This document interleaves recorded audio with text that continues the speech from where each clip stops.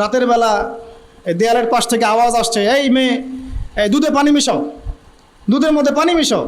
মেয়ে বলছে যে এটা তো করা যাবে না আম্মা, কারণ আমিরুল মুমিনিন এটা কঠিনভাবে আইন করেছে, করা যাবে না।